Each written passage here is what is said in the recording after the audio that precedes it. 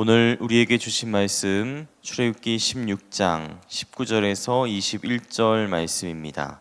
출애굽기 16장 19절에서 21절 말씀 우리 같이 읽어 나가도록 하겠습니다. 거룩하신 하나님의 말씀입니다.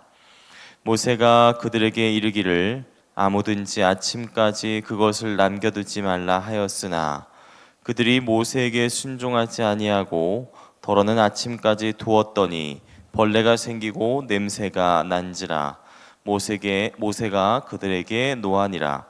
무리가 아침마다 각 사람은 먹을 만큼 거두었고 햇볕이 뜨겁게 쬐면 그것이 쓰러졌더라. 아멘. 드디어 애굽을 탈출했습니다. 바로의 온고집도 애굽 군사들의 맹렬한 추격도 홍해를 가르시고 이스라엘 백성들을 죽음의 바다로부터 건지신 하나님 앞에서는 아무 소용도 없었습니다. 이렇게 여호와는 나의 힘이요 나의 구원이시로다 찬양 부르면서 기쁘고 즐겁게 약속의 땅 축복의 땅 가나안으로 걸어가는 일만 남은 듯 했습니다. 많은 아직도 갈 길이 멀고 문제는 여전히 많이 남아 있습니다. 어제 오늘 그리고 내일 묵상할 주기 15장 16장 17장이 그 이야기인데요. 일단은 식수 문제는 마라에 쓴 물을 바꾸시거나 바위에서 물이 솟게 하시면서 해결은 되었습니다마는 이제는 먹을 식량이 문제입니다.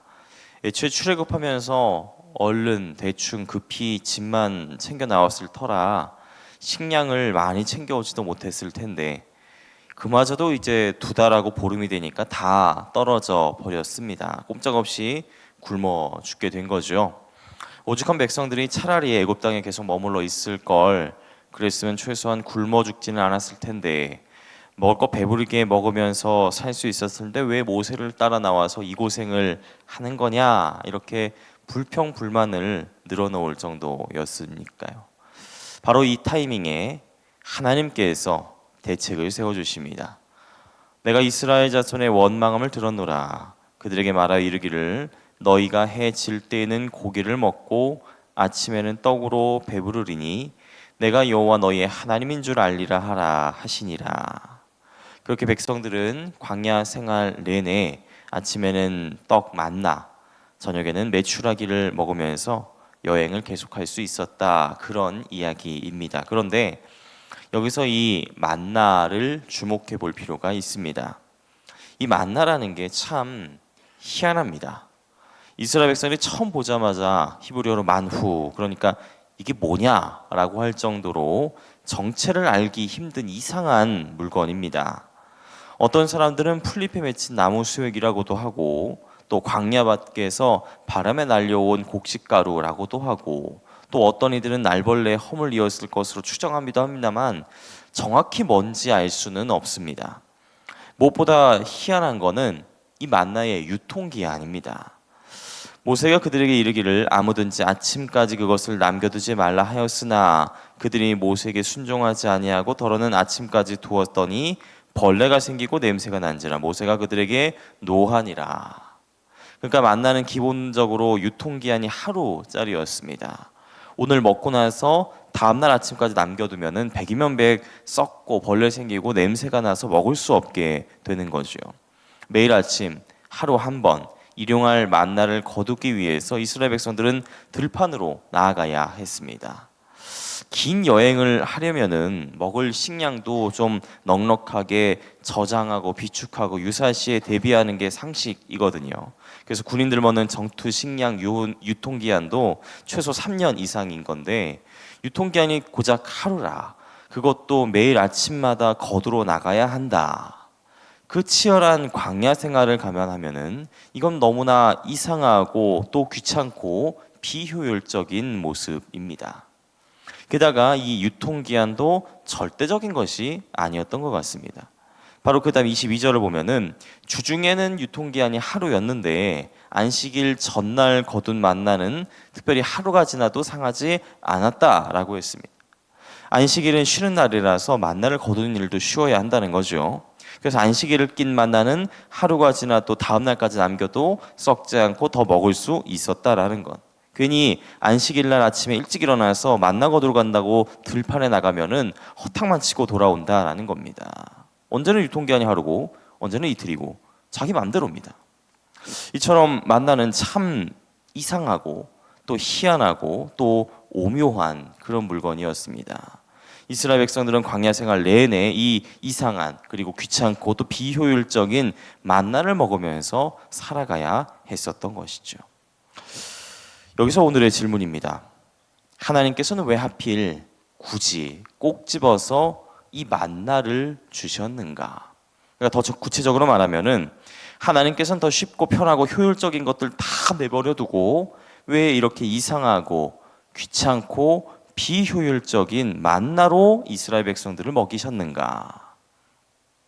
그에 대한 대답이 앞선 4절에 나와 있습니다. 그때에 여호와께서 모세에게 이르시되 보라 내가 너희를 위하여 하늘에서 양식을 비같이 내리리니 백성이 나가서 일용할 것을 날마다 거둘 것이라 이같이 하여 그들이 내 율법을 준행하나 아니하나 내가 시험하리라. 이같이 하여 그들이 내 율법을 내 말씀을 준행하나 따르나 안 따르나 보겠다 시험하겠다라는 것이죠.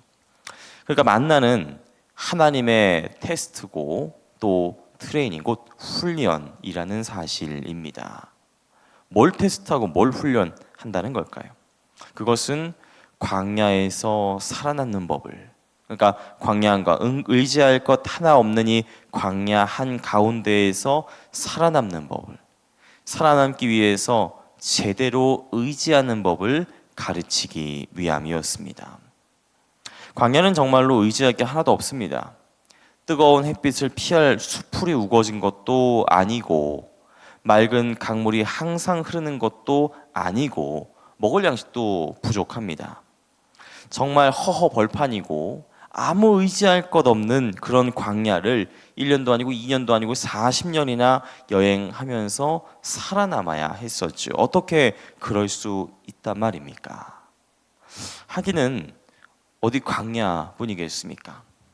우리가 살아가면서 믿고 의지하고 신뢰하며 살 만한 게 참 마땅치 않다라는 생각을 해봅니다. 돈이요, 그건 언제나 없는 거고요. 건강이요, 한순간 잃어버릴 수 있는 게 건강입니다.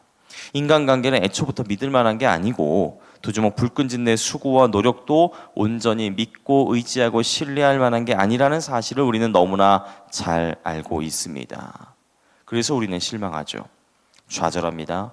내 한 몸 기댈 언덕 하나 없고 뭐 하나 붙잡고 살아갈 만한 게 없다라는 이 사실이 우리의 마음을 와르르 무너뜨리곤 합니다. 어떻게 살아야 좋겠습니까? 바로 그때에 우리 눈앞에 이스라엘 백성들 앞에 하얀 무언가가 보입니다. 만후 저게 뭐냐? 정체는 여전히 알 수 없습니다. 저걸로 먹고 왜 배부른지도 모르겠고 유통기한이 왜 제멋대로인지도 모르겠고 제대로 이해할 수 있는 게 아무것도 없습니다. 지금 눈앞에 보이고 손으로 거두고 입을 열어 먹긴 하는데 이 만나를 의지하는 것, 더 정확하게는 이 만나 메추라기를 보내시면서 이스라엘 백성들 1년도 아니고 2년도 아니고 40년이나 먹여 살리신 하나님을 의지해야 한다는 그 사실 하나만 알 수 있는 겁니다. 예, 그렇습니다. 하나님입니다.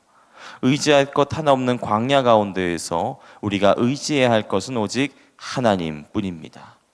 이스라엘 백성들은 매일 아침 이 만나를 거두면서 그리고 그 만나로 밥 지어 먹으면서 이 사실을 훈련하고 배우고 체득했을 겁니다. 이 의지할 것 하나 없는 광야 가운데 또 우리 인생 가운데에 오직 우리가 의지할 것은 하나밖에 없구나. 곧 하나님이시구나. 하나님만이 우리의 살 길이고 우리의 기댈 언덕이고 우리의 힘과 구원이 되시는 우리의 의지가 되시는 유일하신 분이시구나.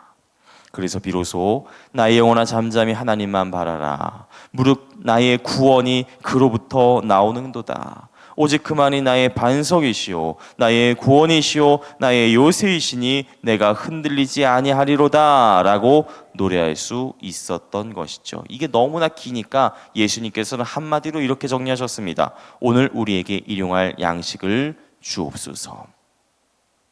오늘 우리가 일용할 오늘 하루를 살기 위해 믿고 의지하고 신뢰할 수 있는 분은 오직 하나님이시니 그 하나님을 믿고 의지하고 신뢰하며 기도하는 것이 우리의 살 길이다라는 사실을 예수님께서 우리에게 직접 가르쳐 주신 겁니다. 물론 이렇게 사는 건 여전히 이상할 겁니다. 참 비효율적으로 보일 수도 있습니다. 눈에 보이는 돈이나 물질이나 부동산 등기 서류 같은 것보다 눈에 보이지 않는 하나님, 게다가 그 하나님이 보내주신다는 정체를 알 수 없고 이해할 수 없는 만나 같은 거를 믿고 의지하고 살아간다는 건 상식적이지도 않고 합리적이지도 않고 논리적이지도 않은 일, 참 이상하고 이해할 수 없는 일입니다. 하지만 그 유명한 찬양의 가사처럼 다 이해할 수 없을 때라도 감사하며 날마다 순종하며 주님을 따르오리다, 이렇게 고백하며 살아갈 수 있다면 하나님이 우리의 의지가 되십니다. 하나님만이 우리가 의지할 유일한 분이십니다. 일용할 양식을 주실 하나님, 오직 하나님만을 의지하며 살아가겠습니다 결단하고 기도한다면 하나님께서는 정말로 우리가 가운데, 우리의 삶 가운데 일용할 은혜를, 일용할 양식을, 만나를, 광야와 같은 인생을 살아갈 수 있는 방법을 보여주실 것입니다. 이 아침, 광야와 같은 이 아침에 만나를 의지하면서, 그 만나를 주신 하나님을 의지하면서 살아가는 우리 모두가 되시기 바랍니다. 그 믿음으로 오늘 이 아침 기도의 자리로 나아가는 우리 모두가 되기를 간절히 바랍니다. 광야 가운데 만나 외출하기로 이스라엘 백성들을 구원하신 하나님, 아무것도 의지할 구석 없는 우리에게도 일용할 양식을 주시길 원합니다. 그 만나를 주실 하나님을 믿고 의지하고 살아가는 오늘이 되게 하시고, 우리의 모든 광야와 같은 인생길 우리의 힘과 능력과 방패가 되어 주옵소서. 감사합니다. 예수 그리스도의 이름으로 기도합니다. 아멘. 이 시간은 함께 나눌 기도의 제목입니다. 지금 들은 말씀이 내 삶으로 이어지게 하옵소서. 말씀 묵상의 길입니다. 은혜의 길로 나아가는 2023년이 되게 하시고 기쁨과 감사가 충만한 하반기가 되게 하옵소서. 동네 세월 성경 말씀 묵상하며 성경책만이 아니라 우리 삶에도 밑줄 그으며 살아가게 하옵소서. 기후변화와 방사능 오염수 각종 환경 문제로 인한 재앙으로부터 우리를 지켜주시고 하나님의 창조 세계를 훼손하는 인간의 탐욕과 욕심을 꺾어 주옵소서.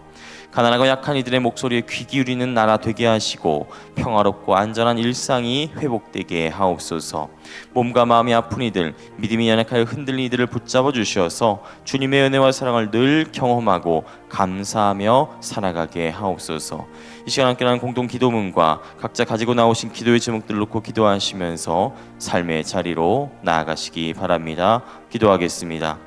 하나님, 광야와 같은 인생길 어디 하나 의지할 것 없고 어디 하나 신뢰할 수 있는 것 없고 어디 하나 기댈 언덕조차 없는 것 같은 우리의 인생 가운데에 우리는 만나를 주시고 그 만나를 배불리 먹이시며 그리고 그 만나